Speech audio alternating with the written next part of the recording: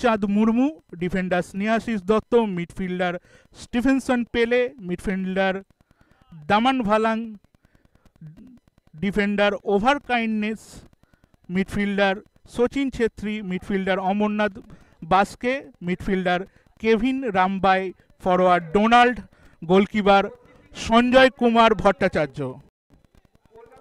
আজকের এই খেলার পরিচালনায় রেফারির দায়িত্বে আছেন Rohan, assistant referee Surajit Santra, assistant referee Mrinal Sarkar এবং ফোর্থ অফিসিয়াল প্রণয় সাহা।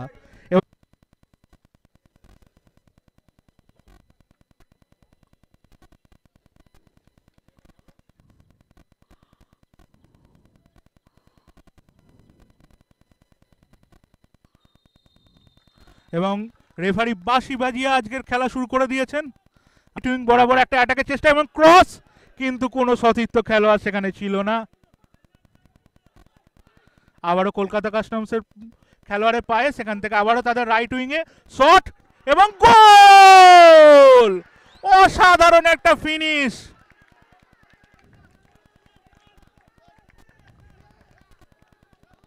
কলকাতা কাস্টমস কিন্তু আবারও কলকাতা দিয়ে এগিয়ে গেল আজকের খেলায়, সেখান থেকে আবারও তাদের রাইট উইংয়ে শট এবং খেলার ফলাফল এখন কলকাতা কাস্টমস 1 পিয়ারলেস। আবারও কলকাতা কাস্টমসের খেলোয়াড়ের পায়ে, সেখান থেকে আবারও তাদের রাইট উইংয়ে শট এবং গোল!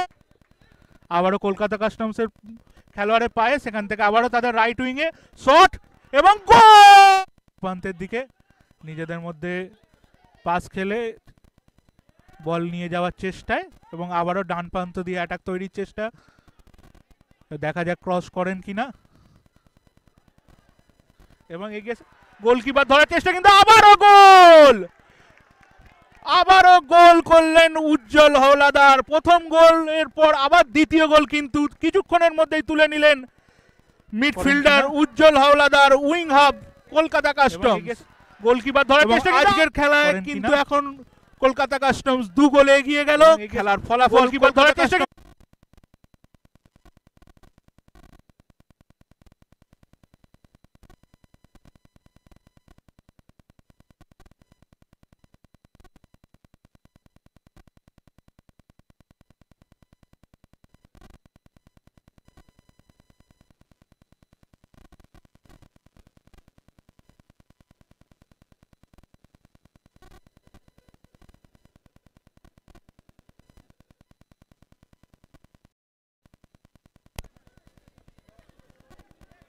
ফরওয়ার্ড কিন্তু গোল করে 3 নম্বর গোল করে একটা অ্যাটাক তৈরির চেষ্টায়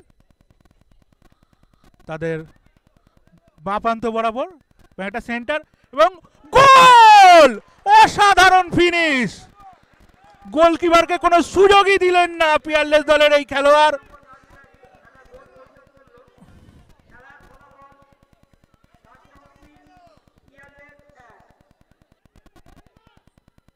বল আবারও পেয়ে গেছেন কলকাতা কাস্টমস দলের খেলোয়াড় এবং বলতে না বলতেই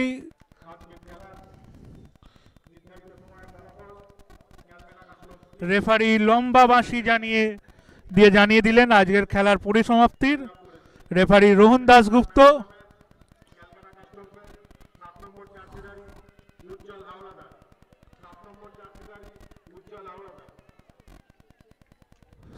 সাচি স্পোর্টস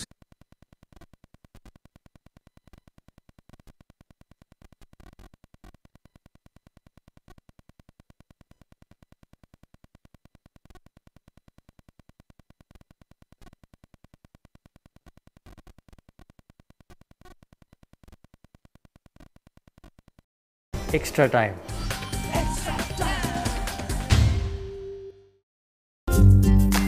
লেটেস্ট নিউজ আর এক্সক্লুসিভ ভিডিওর সঙ্গে আপডেট থাকতে এখনই সাবস্ক্রাইব করুন আমাদের ইউটিউব চ্যানেল। বেল আইকনে ক্লিক করতে ভুলবেন না যেন।